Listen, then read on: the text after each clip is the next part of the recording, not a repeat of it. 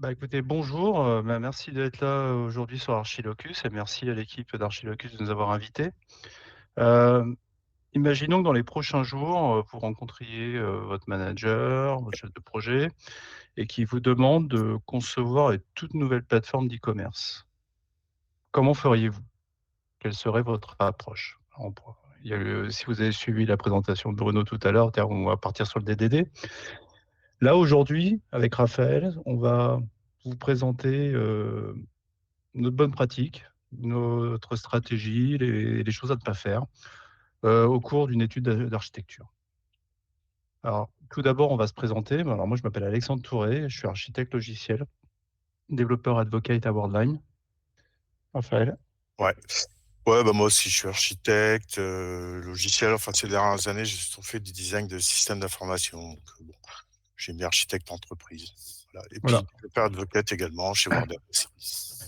Alors, très rapidement, on va présenter Worldline. On est leader européen du paiement. Quand vous passez un paiement chez un commerçant, ou en ligne, vous passez au moins une fois par chez nous, on va dire. Là, on va arrêter là pour la partie corporate. Alors aujourd'hui, on est là pour concevoir la plateforme Donuts at Home. Sérieux? Donuts at Home. C'est une appli, ça? Ouais, ouais, c'est une Ah appli ouais. d'e-commerce pour la vente de donuts. Ouais. Ah, e-commerce, ouais, bah, tu sais, moi, t'as entendu parler du projet Zébulon? Je l'ai fait il y a quelques temps. Ah, je pense que si c'est de l'e-commerce, on peut partir sur les mêmes bases, ça va aller vite, hein. Je pense. Ouais, bon, on va essayer d'abord de se concentrer sur les besoins, si tu veux, quoi. Ah ouais, ouais, ouais, OK, je m'emballe un peu peut-être, ouais. Ouais, ouais, les besoins, ouais, tu raison, tu raison. Ouais. Et aussi, ce qui serait pas mal, c'est qu'on se mette d'accord sur la démarche, si tu OK.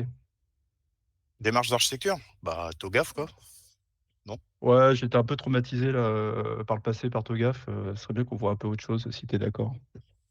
OK, OK, bon, bah, ce que je te propose, c'est, ouais, on va rediscuter de la démarche un peu plus tard. On peut Ouais, partir du principe qu'on a quand même différentes vues ou points de vue sur l'architecture et commencer par, ouais. bah, puisqu'on est dans le DDD, là, par la vue métier, quoi, puis après on verra pour la démarche. Ouais, ça marche. Alors la vue métier, on est allé voir le client, on a fait différents ateliers, on a un peu interviewé. Lui, ce qu'il souhaite, c'est avoir une plateforme d'e-commerce. On peut acheter en ligne, un peu quand on veut, des donuts et on puisse les customiser avec des toppings prédéfinis, qu'on les achète en ligne, on puisse bien évidemment les livrer, quoi. Ah ouais, d'accord, donc ouais, faut customiser, ouais. En effet, c'est un peu différent de Zébulon, j'avoue. Je me suis peut-être un peu Ouais, emballé, mais du coup, ça m'amène plein de questions, notamment sur les fameuses, NFR là, Non-Functional Requirements, quel est le taux de dispo, les temps de réponse max, la perte de données qui est acceptée, enfin, tu vois, tout ce genre de trucs, c'est hyper important, non? Ça va ouais, structurer les ouais. choses. On va y aller, si tu es d'accord, on va y aller par étapes, quoi. OK? Ouais, OK, OK, OK, d'accord. Ça marche? Ouais, ouais, Alors ouais. on a regardé les NFR, les exigences, alors les non-functional requirements, c'est les exigences techniques. D'abord, on a essayé de définir en termes de qualité de service. Alors, on a commencé par creuser la disponibilité. Alors, la disponibilité, le client, 1er rendez-vous, il nous dit: «Je veux une plateforme disponible 100%, 24/7». Bon, Pardon. Ouais, ouais. c'est pas possible. Tout le monde sait, ouais, voilà, tout le monde sait que c'est pas possible, en tout cas dans l'informatique. Il a fallu expliquer, pourquoi c'est pas possible. Déjà, on a pris l'exemple, les hyperscalers, ils sont pas 100%, hein. En fonction du prix, en fonction de ce qu'on veut, on s'en rapproche, mais on ne l'est pas. Si on lui a dit qu'en termes de complexité et de coût, déjà passer 90%, ça va de manière exponentielle. On a néanmoins des éléments de temps de réponse. Lui, ce qu'il souhaite, c'est avoir des temps de réponse, sur les pages web à partir, inférieurs à 2 secondes. C'est assez large, donc il va falloir qu'on creuse un peu sur ce sujet-là. On n'a pas encore d'informations sur la partie perte de données. Alors, temps de perte de données, temps d'interruption et la perte de données qui est, acceptable. D'accord. Ah ouais, pas mal, intéressant.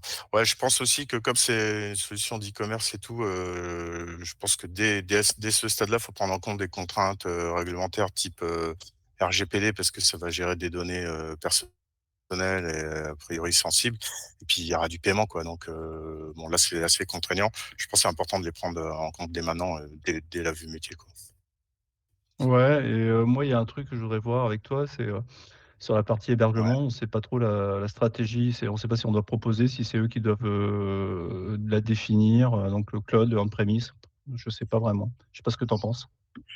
Ah oui, bah, bon, au vu de ce qu'on a comme élément à ce stade-là, ils ont peu de visibilité sur le nombre d'utilisateurs et puis c'est un nouveau service, donc ça va scaler au fur et à mesure. Moi, j'aurais tendance à partir sur du cloud, en tout cas de faire ça comme hypothèse au départ pour cadrer Ouais, les d'accord, hein. discussions et puis, comme c'est une hypothèse, bah, on le trace quoi, sous forme d'ADR et puis C'est on quoi verra une bien. ADR?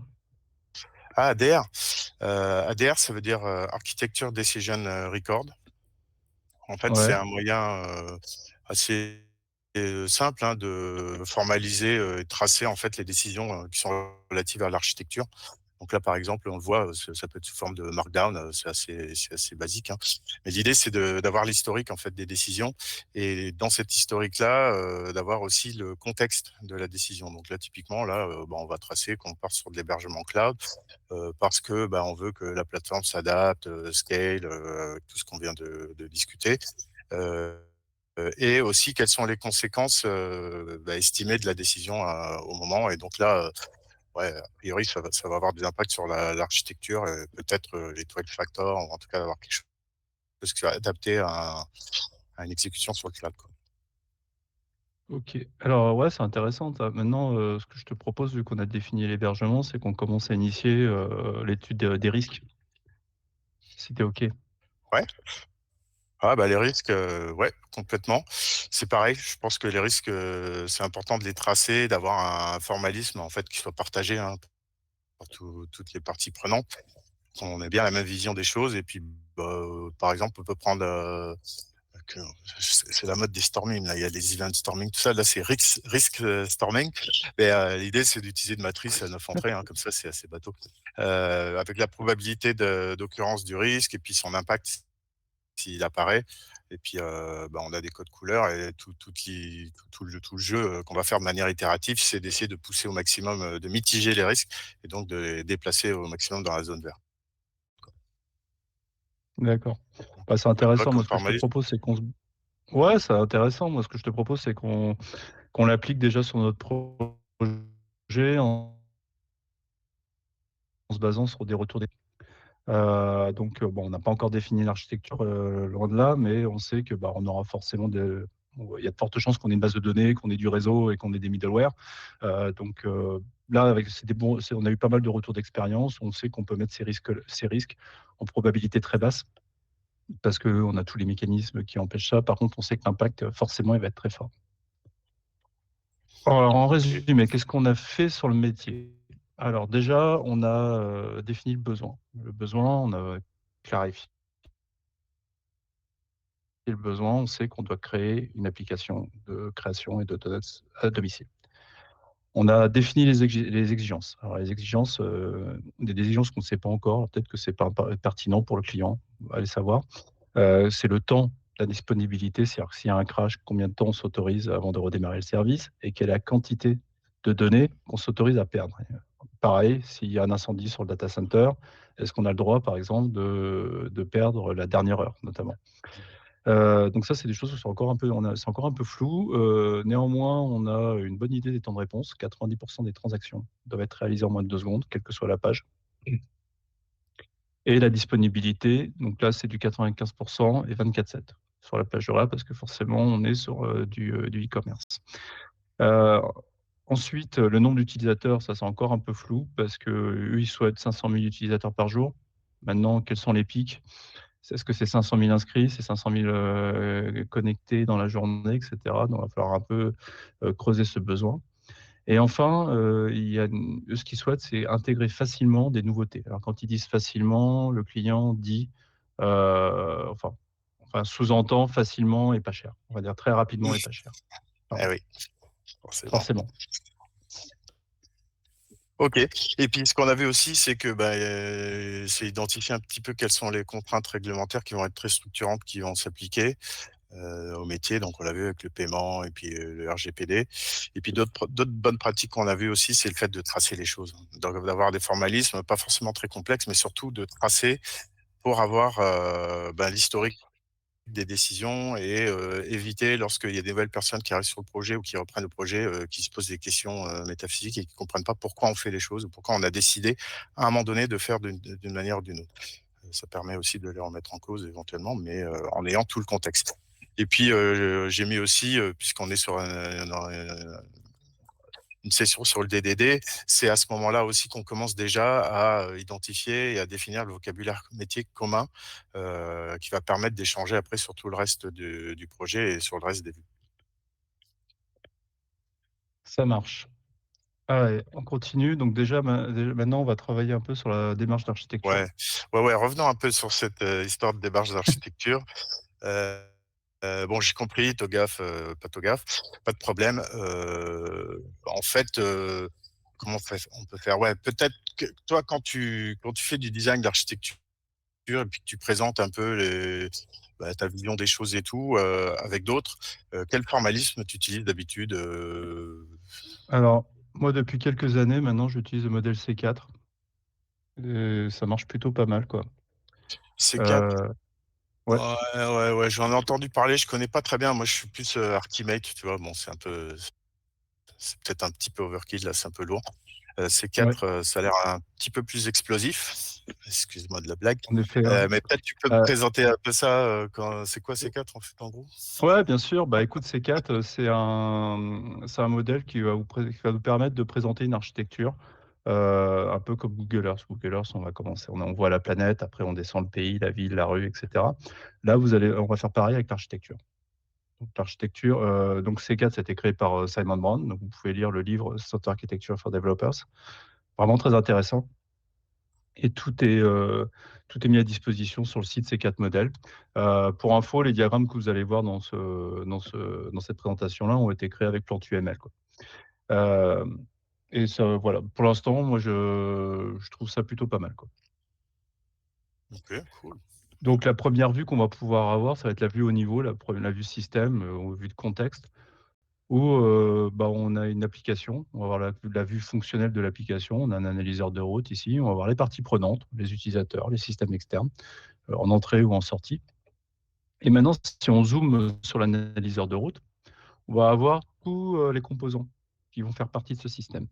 Donc on va avoir les conte là, on appelle container, mais c'est pas forcément du Docker, hein. Donc on va avoir, les queues, les applications, les bases de données et on a une idée sur toutes les transactions. Grâce à ces 2 premiers schémas, vous êtes capable de parler avec des managers, vous êtes capable de parler avec, des personnes, des RSSI par exemple, ou de la production ou des développeurs pour présenter votre vision d'architecture. Ça amène un peu de storytelling dans l'architecture et ça facilite la compréhension. Il n'y a pas besoin d'apprendre en fait un formalisme parce que ça se fait naturellement.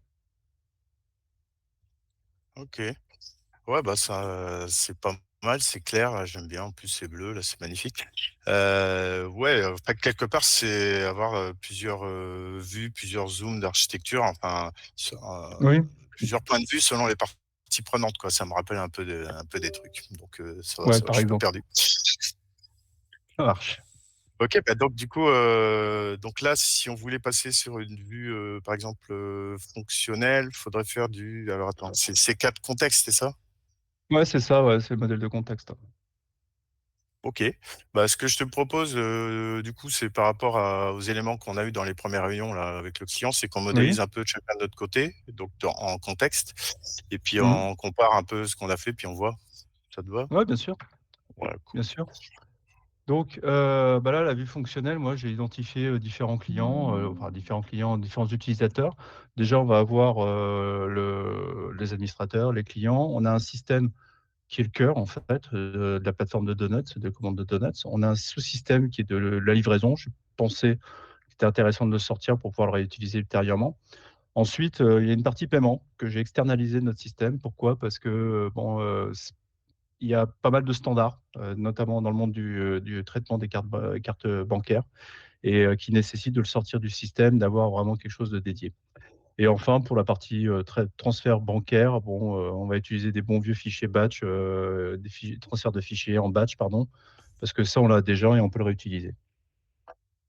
OK, ouais, c'est Ah bah, tiens, je vais te présenter ce que j'ai fait. En fait, ce qui est sympa, c'est que sur le découpage des gros modules, bon, je pense qu'on est tombé d'accord. J'ai un peu la même vision que toi. En revanche, en fait, ce que j'ai fait, c'est que je connais ce client, je sais qu'il a une plateforme de livraison mutualisée qui existe déjà. Donc Mmh. l'idée, c'est plutôt de la réutiliser plutôt que d'en créer une, quoi. Et Ouais, donc OK, le ouais. sortir du système, en fait, du cœur.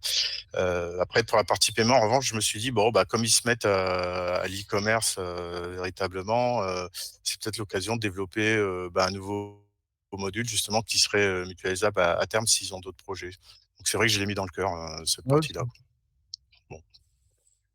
Ouais, donc, du coup, bon, ouais, c'est on a des trucs intéressant. qui sont Ap pareils, des trucs qui diffèrent. Ouais, comment on fait pour avancer? Je sais pas si on peut demander alors l'avis là, aux personnes connectées, là. Qu'est-ce qu'elles en pensent? Peut-être dans Twitch? alors moi, j'ai pas beaucoup de vu qu'on n'a pas de ouais, vu qu'on voit pas trop Twitch, moi je te propose, enfin logiquement on vous demande de voter en fait pour savoir si quelle est la meilleure architecture, enfin en tout cas quel est le meilleur découpage. Donc moi la solution que je proposais, c'est de mettre la livraison à l'intérieur, de redévelopper externaliser le paiement. Raphaël lui proposait, de faire, le paiement en interne et bah, de s réutiliser un service existant pour la livraison. Bah, là, mais un Twitch. Donc on va choisir tous les 2 avec Raphaël. Ouais, Heu, tu en la penses quoi toi, Raphaël? démocratie, c'est bien. Bah, finalement, en regardant là, ce qui est présenté à l'écran, je me dis qu'il y a peut-être une voie du milieu, en fait, hein. On peut peut-être mixer un peu les 2 et ouais, parce que je pense que, ouais, le paiement, tu as raison, c'est quand même assez spécifique, c'est pas le cœur de métier, en fait, de du client, quoi. C'est peut-être pas mal de le sortir aussi, quoi. Heu, Probablement, on pourrait, se Ouais, recentrer complètement, vraiment ouais. sur le besoin métier et puis, externaliser le reste, ouais.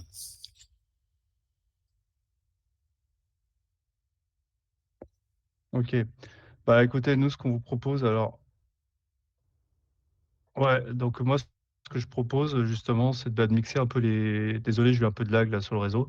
De mixer, les 2 vues en fait, d'externaliser, la partie delivery, d'externaliser la partie paiement, pour réutiliser des services existants et de qu'on se concentre vraiment sur le cœur du système qui est, bah, la création, la commande et la commande et la li la commande, la création de donuts, quoi. Alors en résumé, qu'est-ce qu'on a pu faire dans cette vue fonctionnelle? Déjà, on a décliné l'architecture en plusieurs vues. On est parti, vraiment d'une vue très, très haut niveau et déjà avec ça, si vous n'êtes pas d'accord, il y a peu de chances que vous réussissiez la suite. Donc n'hésitez pas à confronter les points de vue pour trouver un consensus. Ouais. Raphaël? Effectivement. Ouais, ouais, tout à fait et c'est vrai que quelque part, on avait une plateforme à concevoir. On est 2 architectes et en fait, il y a 3 solutions, quoi. Ça ferait un bon titre pour un talk, je trouve, dans un meet-up ou dans une conférence. Je sais pas ce que tu penses? Bon bref, trêve de plaisanterie. Ouais, un autre truc qu'on a vu aussi, c'est, Ouais, c'est éviter le syndrome, not invented here. On peut avoir tendance à vouloir, redévelopper parce qu'on aime ça, des choses. Mais en fait, on va réinventer la roue et la roue, elle risque bien d'être carrée, quoi, au début, hein, parce qu'il y a des gens qui ont passé beaucoup, beaucoup de temps à polir et à fabriquer des roues qui étaient efficaces.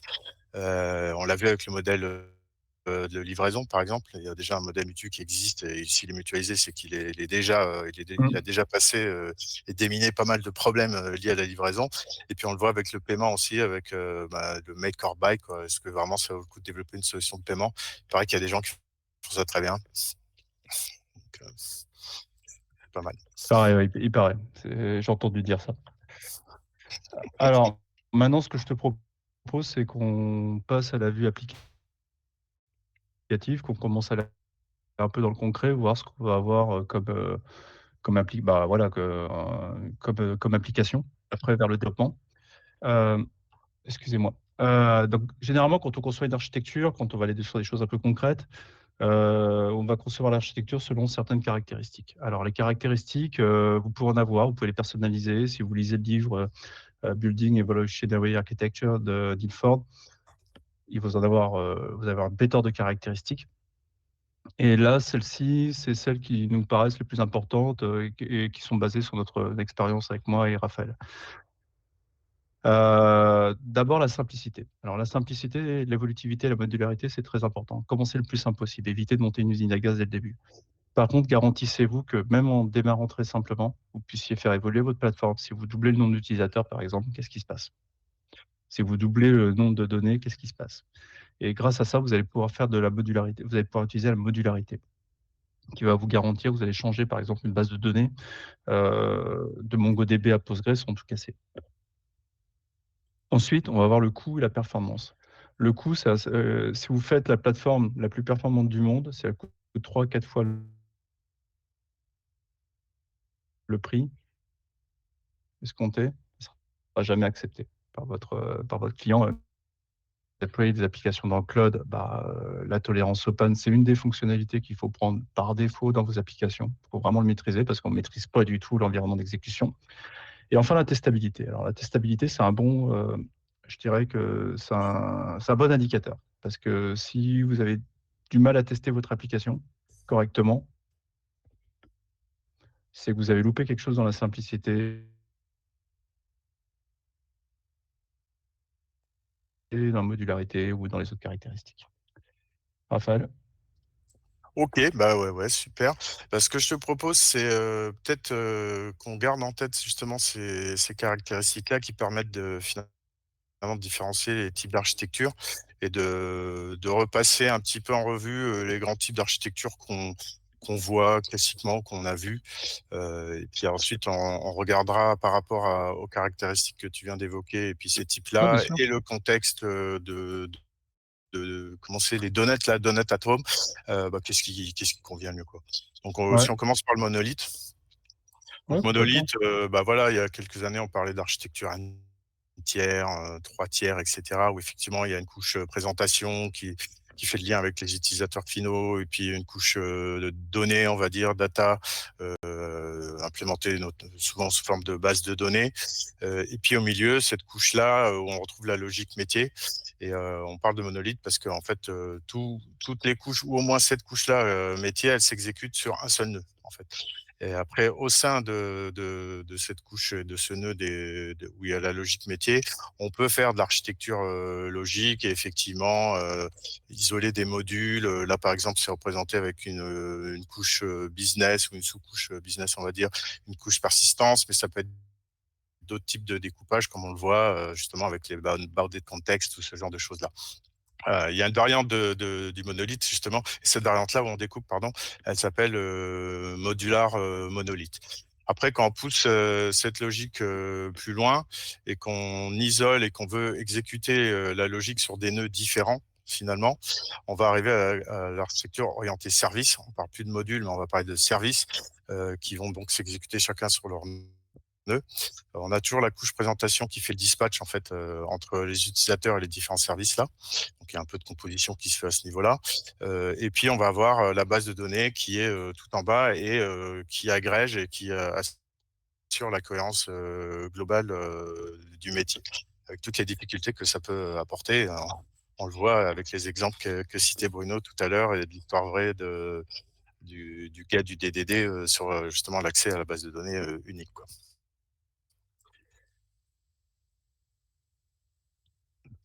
Alors après, si on veut étendre la partie, architecture des services, généralement, quand on va avoir plusieurs services métiers, on va vouloir les orchestrer. On va vouloir dire: «Bah, tiens, quand j'appelle tel service en façade, je vais pouvoir appeler le billing, le customer, prendre des valeurs et rappeler, par exemple, le delivery». Le principal souci qu'on va retrouver dans ce genre d'architecture, c'est pas nécessairement qu'il y a un SPOF, que le SB, c'est has-been et cetera. C'est qu'il va y avoir des problèmes organisationnels. Alors là, on va penser encore, imaginez que vous avez différentes équipes qui sont responsables de chacune, d'un ou 2 services, par exemple, qu'elles travaillent dans des sprints, un peu séparés avec un rythme vraiment dédié, et différent des autres équipes, et au milieu, vous allez avoir une équipe qui va être en charge de prendre le service existant, le brancher avec un nouveau service, donc attendre la nouvelle version, et cetera, et cetera.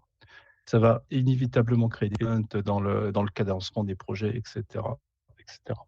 Donc c'est vraiment, à prendre avec des pincettes, en tout cas. Et tout du moins, faites attention au côté organisationnel.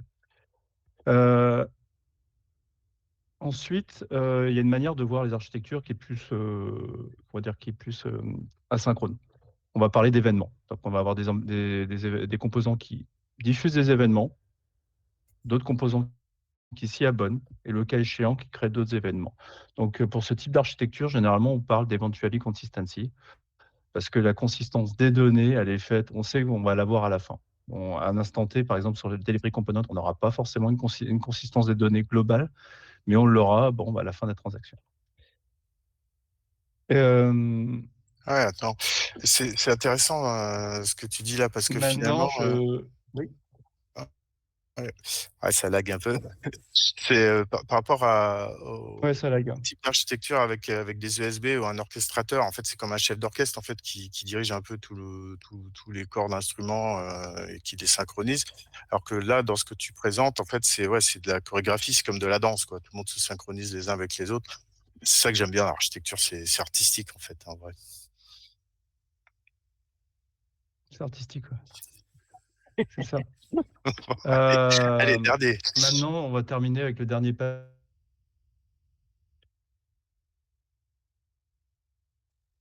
pattern qui est plus microservice. Alors le microservice, les architectures microservices, ce qu'il faut penser, c'est que c'est à la fois un pattern technique, un pattern d'organisation, des contextes métiers, mais les bonnets de contexte, c'est pas forcément pour les microservices.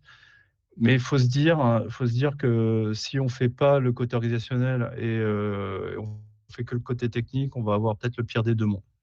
Donc là, on va avoir normalement, dans une architecture microservice, vous avez un service qui est clairement identifié avec l'API, donc les couches après, métier, couches persist et la base de données ou, le stockage qui est associé. Hem, Ouais. Maintenant, ce que je te propose, c'est qu'on passe en revue, les architectures. Ouais.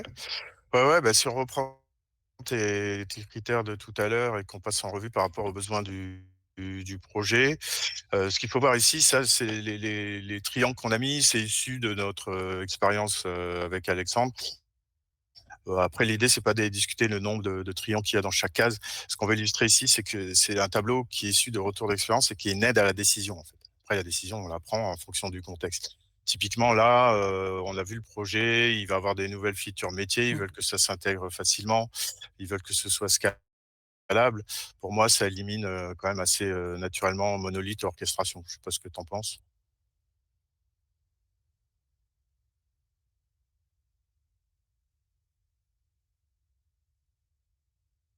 Ouais, ouais, je suis d'accord. Je suis complètement d'accord. OK. Et moi, c'est pareil sur la partie si on élimine l'orchestration, je pense qu'on peut aussi éliminer le SOA en partie, hein. Enfin, voilà, je pense que sur la souplesse, la facilité d'ajouter, des nouveautés assez rapidement, je pense que ça s'élimine tel quel, quoi. Je sais pas si tu es OK? Ouais. Ouais, ouais, je suis en phase. Donc là, maintenant, il nous reste l'event driven et l'architecture microservice. Tu préfères quoi, toi? On part sur quoi? Ah, moi, j'avoue que l'aspect perf là, ça me stresse un peu, je me sentirais bien à l'aise avec, de l'event driven pour bien découper les trucs, quoi, perso, Ouais. mais bon. Moi, je partirais bien au début sur la microservice, sur la partie testabilité, tu vois? Pour vraiment, fiabiliser un peu, tout ça, quoi. L'architecture et peut-être après voir, si on fait pas retour arrière, mais au moins pour au moins tenter, la définition d'architecture avec les microservices au début, si tu es OK. Ouais, ouais, non, mais tu as raison, l'aspect test, c'est important et en fait, quand on design une architecture, faut bien Ça toutes les parties prenantes, quoi, notamment les gens qui vont faire le test. Ouais, tu as raison, tu as raison. Puis après, on verra, on va voir cet aspect perf de toute façon. Bon, bah, on a un type d'architecture, on peut peut-être partir, revenir sur ces 4, non? Puis, modéliser ça.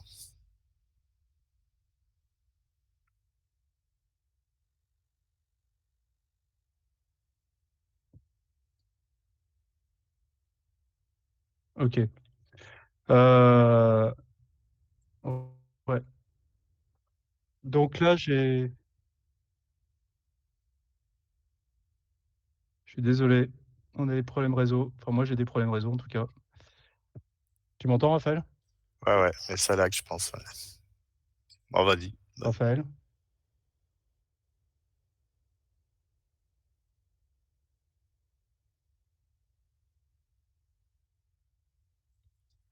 Ouais, je suis désolé, hein. Tu m'entends là maintenant? Ouais, ouais, je t'entends, c'est juste qu'il y a du lag. Non.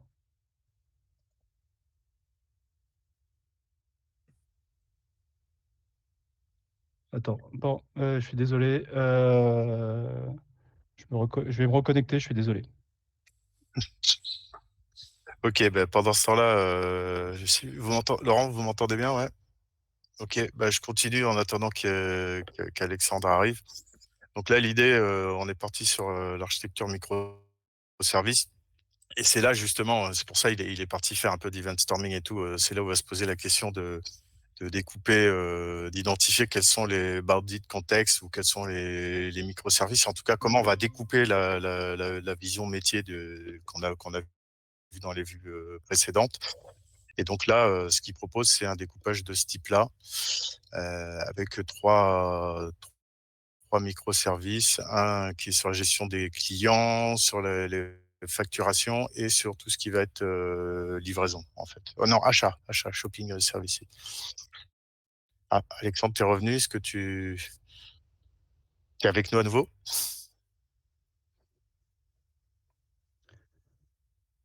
Ouais, je suis revenu, désolé, désolé du ouais, le découpage.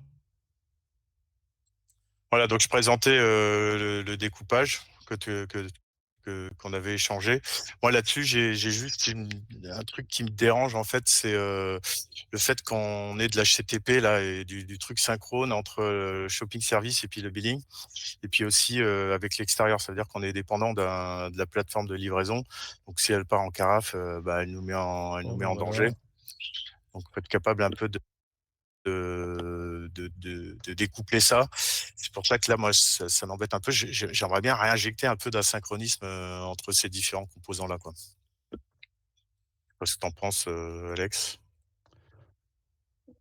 Ouais, bah, moi, je suis d'accord. Bah, du coup, on a une brique ici, d'asynchrone. Je te propose de rajouter de découpler un peu, les appels vers Mmh. l'extérieur en rajoutant une brique, d'asynchrone, si tu es OK. Ouais, super. Bah, c'est ça. Ça permet de sécuriser un petit peu justement le cœur du système et puis de pas avoir des dépendances techniques qui sont trop fortes, notamment en termes de perf, quoi. D'accord. Donc maintenant, ce que je te propose, c'est qu'on commence à choisir les solutions. Sur les solutions, moi, je te propose de partir sur du Spring Boot parce qu'on connaît plutôt pas mal. Spring Boot, ah ouais, bah, c'est vrai que c'est connu. Nous, dans notre boîte, on l'utilise pas mal. Après, faut peut-être prendre un tout petit peu de recul et se poser la question de qu'est-ce qu'il y a aujourd'hui dans le paysage ou dans les compétences qu'on a à disposition. Par exemple, je te proposerais bien de regarder le tech radar de la boîte, pour voir un peu dans ces domaines-là, conteneurs Java ou conteneurs d'application, on va dire, qu'est-ce qui est présenté. Parce que tu vois, par exemple, là, Quarkus, c'est quelque chose qui est vachement poussé en ce moment. Il y a beaucoup, beaucoup de gens qui ont été formés en interne et ça va être plus facile de trouver des développeurs qui sont dispo en fait et qui sont faits de D'accord. l'utilisation de ce truc-là. Donc, comme on est dans les microservices, si j'ai bien compris, un des intérêts c'est de pouvoir éventuellement utiliser les deux en fonction du service qu'on veut implémenter et des équipes qu'on a sous la main, quoi. Ouais, bah, écoute, je suis d'accord et moi, ce que je te propose, c'est qu'on intègre, justement la nouveauté dans un service qui est un peu moins sensible, on va dire.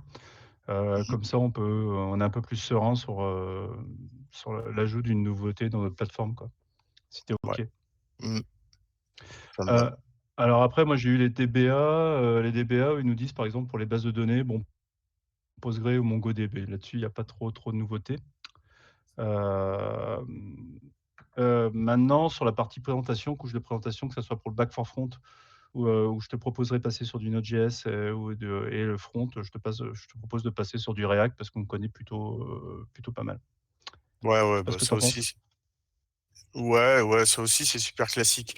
Après, je me dis, je sais pas, moi, il y a quelques semaines, là, j'étais avec les labs en interne et ils m'ont montré un truc qui s'appelle HypeJS. Je sais pas si tu as entendu parler. Putain, ça, waouh, ça dépote, hein. Là, c'est JavaScript du sol au plafond et tout. Ça a l'air quand même assez impressionnant. Je me dis que c'est peut-être l'occasion d'aller tester ça, non? Qu'est-ce que t'en penses? App.js, Ouais, un ouais. framework full stack, les labs. Heu, est-ce que tu as un retour d'expérience là-dessus, sur App.js? Ouais, j'ai ceux des labs, quoi. C'est pas, ouais, c'est vrai qu'il y a pas Ouais. vraiment eu de projet Est-ce que encore. c'est dans te est-ce que c'est dans ton radar? Ah bah non, c'est pas encore dans le radar, non. C'est vrai, tu raison. Ah bah, Moi qui bon t'ai écoute, je te sorti le propose de radar, mettre ça de ouais, bon, côté dans j'avoue. un premier temps. Bon, je m'emballe, j'avoue. OK. Bon, restons sur OK. Node, Heu, on va rester sur Node et sur React. Bon, sur la partie event processing, moi, je te propose de passer sur du Kafka parce que pareil, on a quand même des retours d'expérience qui sont plutôt intéressants, quoi, là-dessus. ouais. Ouais, ouais, là, je confirme, côté exploit, sur les grosses infrastructures qu'on a et tout, ils ont fait pas mal de travail pour, l'industrialisation de Kafka, en termes Mmh. d'exploitabilité, et notamment d'observabilité. Donc, là-dessus, ils sont plus que ready, quoi. D'ailleurs, ça me fait penser, OK. puisqu'on parle d'observabilité, je voudrais juste faire une, petite, parenthèse, parce que là, c'est un point qui me tient à cœur. L'observabilité, faut vraiment la penser comme, une capacité, intrinsèque de la solution, de la plateforme qu'on construit. C'est pas quelque chose qu'on rajoute une fois qu'on a fait l'architecture. Ça fait partie de l'architecture. Parce que sinon, on risque de passer à côté de choses et c'est vraiment une capacité de la solution à se rendre observable, par d'autres. Donc là, je vous ai mis un exemple, alors simplifié, enfin, il a l'air un peu complexe comme ça, mais c'est tiré d'un gros projet où effectivement on retrouve, bah, une architecture à part entière, où on va s'assurer qu'on est bien en train de collecter les métriques, les traces, les logs et avoir des services d'alerting et être capable de visualiser tout ça. Je ferme la parenthèse, mais c'est juste pour illustrer le fait que l'observabilité pour moi c'est fondamental et c'est quelque chose qu'il faut intégrer dans l'architecture, c'est pas à côté de l'architecture. OK, super. Heu, donc maintenant, ce que je te propose, c'est que vu qu'on a adressé un peu, l'observabilité, on a parlé, de la disponibilité des services externes, c'est qu'on remette à jour notre, matrice de risque. Mmh. Donc déjà, on a pu voir que la probabilité, on a pu réduire la probabilité que, bah, les temps de réponse soient trop élevés et la disponibilité des services externes parce que, bah, voilà, on a rajouté un peu d'asynchronisme, et on a traité, notre plateforme de manière assez modulaire et ensuite aussi sur l'observabilité, on a pu le mettre bon voilà, on a l'impact moyen et la probabilité moyenne parce que bon voilà, on a mis en place une stack qu'on maîtrise quand même, un petit peu. Hem Alors, quelques bonnes pratiques. Déjà, qu'est-ce qu'on a fait dans cette vue-là, si ce n'est redémarrer, Google Meet, et lutter contre le réseau? Déjà, analyser les risques à différents niveaux. On a évalué les risques dans la vue métier, on a remis à jour, on les a rechallengés, on après, c'est possible aussi de les bouger, hein, les risques. Ils ne sont pas figés dans le temps. Aussi, ne restez pas sur vos acquis, clairement.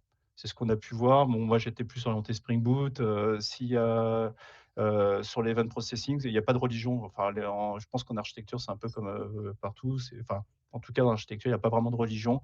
Il faut vraiment, ne pas hésiter à, bah, accepter, une autre opinion et l'implémenter. Ouais. Raphaël? Effectivement, l'innovation, c'est important, mais il faut savoir quand innover, quand est-ce que c'est le plus pertinent. On l'a vu avec l'exemple de Hype.js. C'est pas forcément toujours le meilleur endroit ou le meilleur moment pour innover et pour ça, pour innover quand même, effectivement, comme tu l'as dit, avoir, des outils comme le Tech Radar où, c'est basé sur des retours d'expérience, soit en interne de l'entreprise, soit en externe. Il faut prendre en compte aussi les aspects, humains.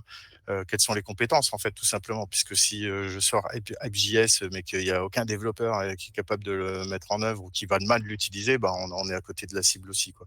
Faut pas oublier aussi la partie run. On l'a vu avec la partie observabilité, le fait que Kafka, bah, c'était quelque chose qui allait sécuriser à fond, l'exploitation, du projet, par exemple. Puis quand on parle de problèmes humains, il y a aussi les problèmes, organisationnels potentiels avec justement la fameuse, loi de Conway. Toujours s'assurer finalement que l'architecture qu'on produit, elle est bien alignée, elle est bien en phase avec l'organisation ou alors que l'organisation s'adapte à l'architecture. Mais en tout cas, c'est sûr que sinon ça peut amener à pas mal de problèmes, qu'on connaît tous, sur les projets, quoi. On peut peut-être passer à la partie, OK. infrastructure. Je sais pas si on a beaucoup de temps encore, mais Ouais, bien sûr. Bah, écoute, c'est parti. Alors, là, il y a une question à se poser sur la stratégie. C'est-à-dire quels outils on va utiliser. Par exemple, si on fait du Kubernetes, est-ce qu'on va utiliser un Kubernetes Vanilla, un Kubernetes Managé? Là, pour, répondre à ça, va falloir que vous ayez, des retours d'expérience. Vous preniez en considération les compétences des personnes qui vont opérer, les personnes qui vont intégrer et déployer, quoi. Donc, s'ils ont déjà d'outillage, s'il y a déjà de fortes compétences, que ça soit en interne ou en externe, nous, on était parti plus sur du cloud provider public. Bah, voilà, peut-être que du Kubernetes Vanilla, pourquoi pas. Peut-être que le cloud provider public, bah, faudra peut-être partir sur du service managé. ouais. Ouais, ouais, je suis OK, avec ça. Après, effectivement, alors sur le cloud, je voulais juste, dire un truc, c'est que, le cloud, ça dédouane pas de faire du sizing, hein, de l'architecture. Parce que moi, j'ai souvent ça, des gens qui me disent: «Ouais, bah, pourquoi tu te fatigues à faire des estimations, à dimensionner l'architecture? Le cloud, ça scale». Ce qui va scaler pour sûr, c'est le prix, hein. Ça, le prix, il scale, il y a pas de problème. Mais, je pense qu'il faut quand même aller, regarder un peu ce qui se passe. Après l'autre question et l'autre sujet, c'est, une fois qu'on est parti parce qu'il y a un contexte sur tel ou tel, cloud provider ou telle infrastructure, on va dire, on va se poser la question de comment on utilise cette infrastructure, en fait. Comment on utilise le cloud? Parce qu'il y a plusieurs manières de déployer ou d'utiliser des services sur le cloud. Ça peut être, effectivement déployer des VM, dans du IaaS et ça peut être adapté, par exemple à des choses qui vont gérer de la donnée ou, que ce soit de la donnée, en mouvement comme Kafka ou du stockage de données. Mais ça peut être aussi dans des conteneurs, donc là on va retrouver plus des conteneurs justement applicatifs. Ça peut être aussi utiliser des services managés qui sont offerts, par une plateforme as a service et donc, en gros on externalise, ces services-là, du cœur de l'application et plutôt que de les exploiter, soi-même, on va les consommer. Et puis, ça peut être carrément de la consommation de services externes en mode SaaS. On l'a vu, par exemple, avec la solution de paiement. Donc, il y a tout ça qu'il faut regarder et qu'il faut détailler. Et donc, comment on va en fait projeter les vues qu'on a eues dans les vues supérieures, donc fonctionnelles, métiers, applicatifs. Comment on va le projeter sur l'infrastructure.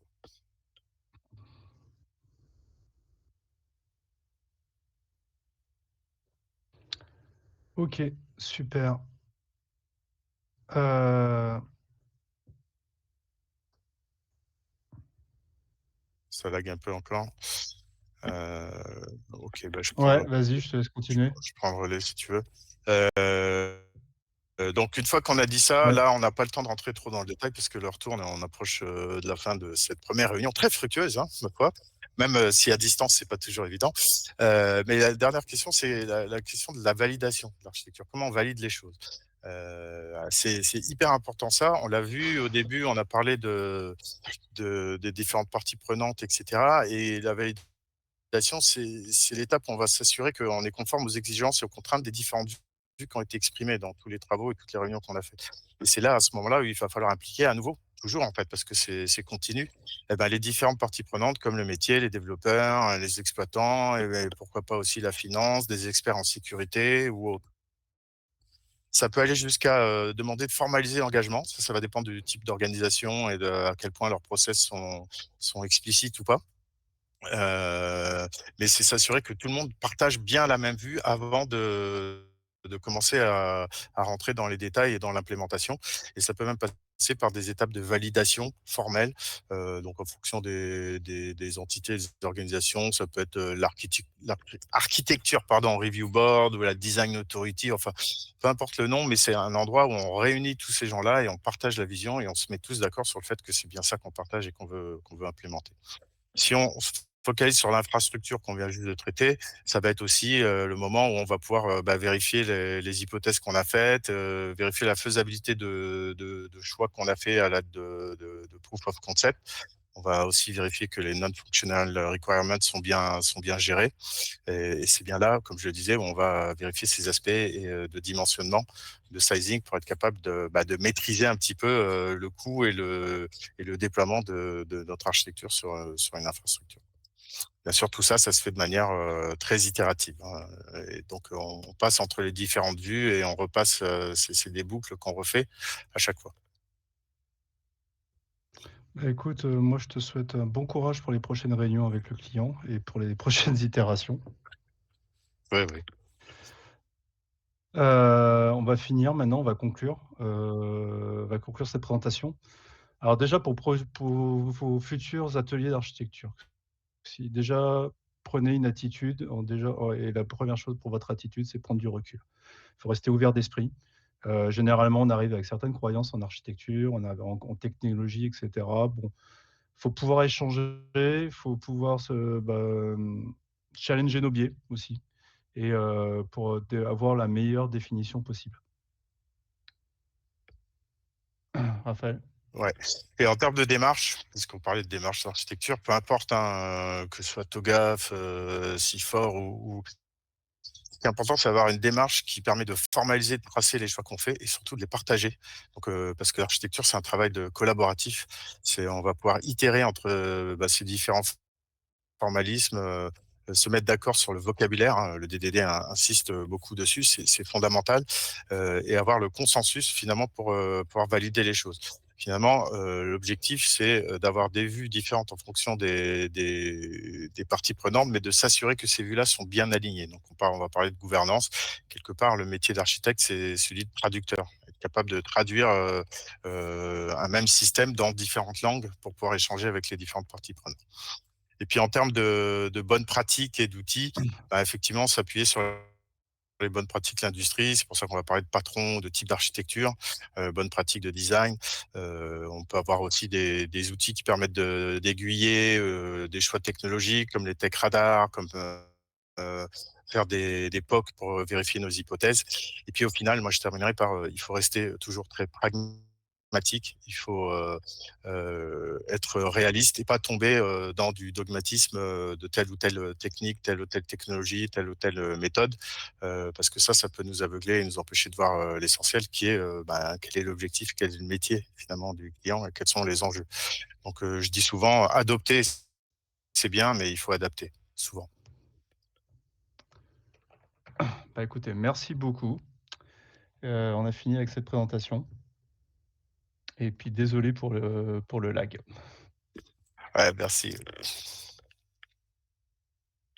et merci Raphaël pour avoir pris le relais sans doute. Ah, c'est un travail Alors, d'architecte, on est binôme, hein. Oui, on va Laurent. appeler Cognac J. Jean-Rémy, des questions? Allez, on en prend une. Allez, je prends une question si je trouve la plus. M'autorise le choix de la plus pertinente. Alors, les donuts ont fait recette, hein, a priori. Il y a pas mal de J'ai hésité débats. à changer en cannelé. Hein. Chocolatine, mais bon, chocolatine at home, Ouais, voilà. On aurait apprécié tout autant. Je prends peut-être un commentaire, en tout cas, pour vous faire réagir. Oui. Qu'on parlait d'une architecture microservice pour gérer des donuts, c'est quand même overkill. Qu'est-ce que vous en pensez à la lueur de ce que vous avez expliqué? Oui, c'est overkill. On est d'accord. On est d'accord. C'est illustratif, hein. Vous l'avez compris, le truc, il a un but un peu illustratif, pédagogique. Tout à fait. Bon, voilà. Et puis on passe vite hein, sur les vues et tout. Il faudra aller. Avant d'atterrir sur les trucs qu'on a présentés, il y aura quand même pas mal de choses à faire, pas mal de discussions.